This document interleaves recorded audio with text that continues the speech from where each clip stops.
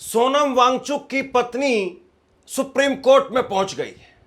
दरअसल सोनम वांगचुक की गिरफ्तारी के बाद में तकरीबन एक हफ्ता बीत चुका है, लेकिन अभी तक पत्नी को मिलने तक नहीं दिया गया है। और जो सबसे बड़ा और सबसे सनसनीखेज आरोप जो सोनम वांगचुक की पत्नी ने लगाया है वो ये है कि उनकी जासूसी की जा रही है। सोनम वांगचुक की पत्नी ने यहां तक कह दिया कि दिल्ली के अंदर जब इस वक्त में वो हैं तो एक गाड़ी लगातार उनका पीछा कर रही है। सोचिए आप जरा, देश के अंदर किस तरीके का माहौल है। सोनम वांगचुक, उनको लेकर के एक बहुत बड़ा तबका है जो लगातार कह रहा है कि सोनम वांगचुक के साथ में जो हुआ है वो गलत हुआ है। और यहां तक कि उस तबके में बीजेपी के समर्थकों की भी आवाज है। बीजेपी के पूर्व सांसद वो कह चुके हैं, वो बाकायदा लेटर लिख रहे हैं, वो बाकायदा चिट्ठी लिख रहे हैं, और उसके बावजूद जासूसी की जा रही है। सोनम वांगचुक की पत्नी की गाड़ी का पीछा किया जा रहा है। एक गाड़ी लगातार उनके आसपास में घूमती है। और इससे भी बड़ी बात, और आप हैरान रह जाएंगे, जो उनकी पत्नी ने कहा है। उनकी पत्नी ने कहा है कि हमारे साथ में रहने वाले एक कर्मचारी को पीटा गया है, मारा गया है। उससे क्या उगलवाने की कोशिश की जा रही थी। दरअसल सोनम वांगचुक की पत्नी वो दिल्ली आई और दिल्ली के प्रेस क्लब में उन्होंने एक प्रेस कॉन्फ्रेंस की। उन्होंने कहा कि जब मैं लद्दाख में थी और लद्दाख में मेरे घर पर कोई इंटरव्यू लेने के लिए आता था तो उसको इंटरव्यू नहीं दिया जाता था। एएनआई के लोग इंटरव्यू लेने के लिए आए, बाइट लेने के लिए आए, तो एएनआई के पत्रकारों के पीछे पुलिस खड़ी हो गई। लिहाजा मुझे दिल्ली आना पड़ा अपनी बात को कहने के लिए। 9 दिन हो गए हैं और लेह में अब जाकर के हल्की सी ढील दी गई है कर्फ्यू के अंदर। तो अगर वो वहां रहती तो अपनी बात लोगों तक नहीं पहुंचा पाती, इंटरनेट और तमाम दूसरी दिक्कतें हैं। और वो दिल्ली में आई है अपनी बात कहने के लिए, तो दिल्ली में उनकी गाड़ी का पीछा किया जा रहा है, जासूसी की जा रही है। ऐसे में वो गई है अब सुप्रीम कोर्ट में। सुप्रीम कोर्ट का दरवाजा खटखटाया है। सोनम वांगचुक की पत्नी ने अपने पति की गिरफ्तारी को अवैध बताया है। अब सोचिए कि प्रधानमंत्री नरेंद्र मोदी, देश के गृह मंत्री अमित शाह, वो किस तरीके से काम कर रहे हैं, क्योंकि एनएसए लगा है।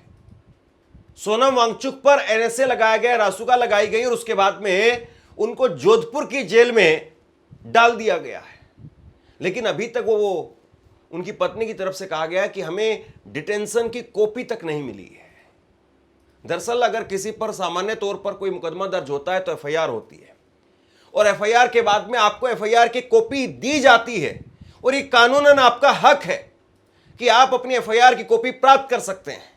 आपकी एफआईआर की कॉपी से आपको पता चलेगा कि आप पर कौन कौन सी धाराएं लगाई गई हैं। लेकिन जब किसी पर एनएसए लगाया जाता है, रासुका लगाई जाती है, तो उसका मतलब ये है कि आपको बिना जमानत दिए लंबे समय के लिए गिरफ्तार रखा जाएगा। और ऐसे में आपको अगर कुछ मिलता है तो वो है डिटेंशन की कॉपी। यानी जैसे आमतौर पर किसी भी आरोपी को एफआईआर की कॉपी दी जाती है, उसके परिवार वालों को कॉपी दी जाती है, ऐसे ही एनएसए के केस में डिटेंशन की कॉपी दी जाती है। लेकिन अभी तक डिटेंशन की कॉपी तक नहीं मिली है। सवाल यह है कि सोनम वांगचुक की पत्नी वो राष्ट्रपति को लेटर लिख चुकी हैं, प्रधानमंत्री को लेटर लिख चुकी हैं, गृह मंत्री को लेटर लिख चुकी हैं, लद्दाख के उपराज्यपाल कविंद्र गुप्ता उनको लेटर लिख चुकी हैं, लेह के डीएम उनको लेटर लिख चुकी हैं। यानी जहां तहां संभव है उन्होंने हर दरवाजा खटखटाया, लेकिन कहीं से आवाज नहीं आई। और जरा इस बात को भी सोचिए आप कि सोनम वांगचुक एक बहुत बड़ा नाम, सोनम वांगचुक एक ऐसा नाम जिनको लेकर के विवाद आप अगर ढूंढने चलेंगे तो विवाद दिखाई नहीं देगा। और सोनम वांगचुक की पत्नी ने कहा कि मेरे पति को गिरफ्तार करने से पहले और उसके बाद में लगातार विंच हंट किया जा रहा है, यानी उनकी छवि को खराब किया जा रहा है। उसके बावजूद बहुत बड़ा तबका एक देश के अंदर है जो सोनम वांगचुक के साथ खड़ा हुआ है।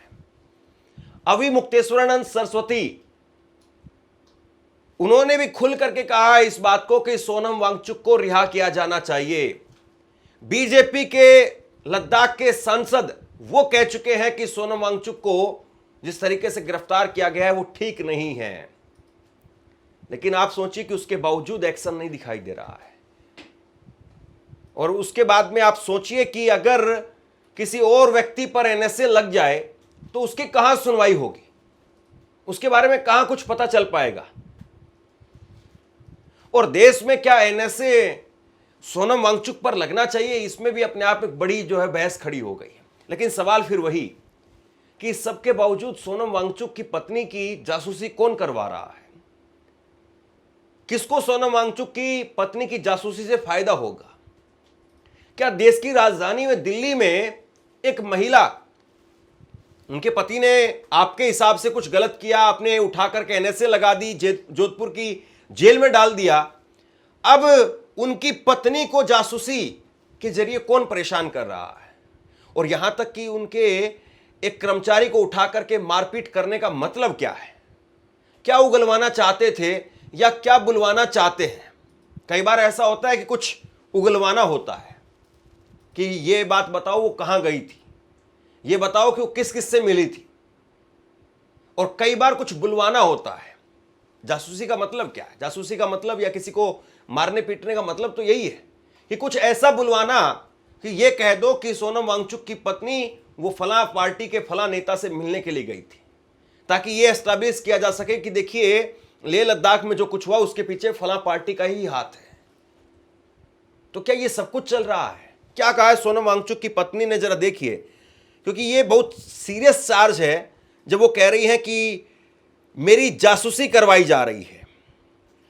गीतांजलि का आरोप है कि उनका पीछा किया जा रहा है।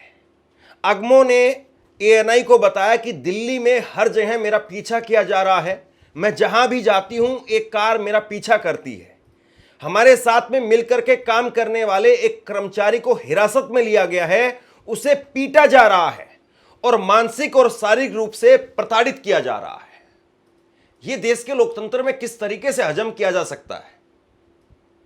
या फिर सोनम वांगचुक की पत्नी वो माइलेज लेने के लिए, सहानुभूति लेने के लिए मनगढ़ंत झूठे आरोप लगा रही है?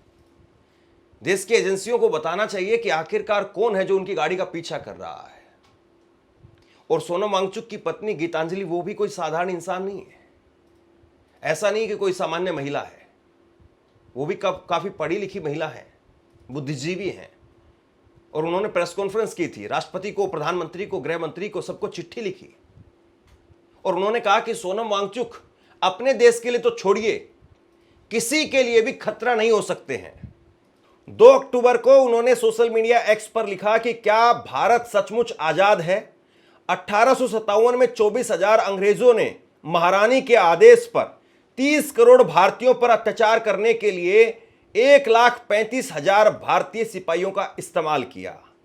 आज गृह मंत्रालय के आदेश पर 1 दर्जन प्रशासक 2400 लद्दाखी पुलिस का उपयोग करके 3 लाख लद्दाखियों पर अत्याचार कर रहे हैं। वो कह रही हैं कि जिस तरीके से अंग्रेजों के समय में भारतीयों का ही इस्तेमाल करके, भारतीयों को ही अंग्रेजी पुलिस में हुकूमत के अंदर भर्ती करके और अंग्रेजों के द्वारा भारतीयों पर जुल्म किए गए, उसी तरह से आज जुल्म किया जा रहा है। लद्दाखी पुलिस के जरिए लद्दाख के 3 लाख नागरिकों पर जुल्म किया जा रहा है। 1 अक्टूबर को राष्ट्रपति द्रौपदी मुर्मू को लेटर लिखा। राष्ट्रपति एक आदिवासी होने के चलते लद्दाख के लोगों की भावनाओं को समझे। ये लेटर पीएम मोदी, गृह मंत्री अमित शाह को भी भेजा और अगमो ने सोनम वांगचुक को बिना शर्त रिहाई की मांग की। दरअसल लद्दाख में सोनम वांगचुक वो लद्दाख को 6ठी अनुसूची में डालने की लड़ाई लड़ रहे थे और ये प्रधानमंत्री का, ये बीजेपी का वादा था जो कि उन्होंने अपने मैनिफेस्टो में किया था। और अब वो राष्ट्रपति से कह रही कि आप भी तो आदिवासी समुदाय से आती हैं, आप भी तो जनजाति समुदाय से आती हैं और उम्मीद करती हूं कि आप कम से कम हमारी परेशानी को समझेंगी। 28 सितंबर को न्यूज एजेंसी पीटीआई से उन्होंने कहा था कि वांगचुक ने हमेशा गांधीवादी तरीके से प्रदर्शन किया। 24 सितंबर की हिंसा के लिए सीआरपीएफ जिम्मेदार है। सोनम की पाकिस्तान की यात्राएं जलवायु परिवर्तन से जुड़ी थी। हम संयुक्त राष्ट्र के सम्मेलन में गए थे। हिमालय के ग्लेशियर के पानी में हमें भारत और पाकिस्तान नहीं दिखाई देते हैं।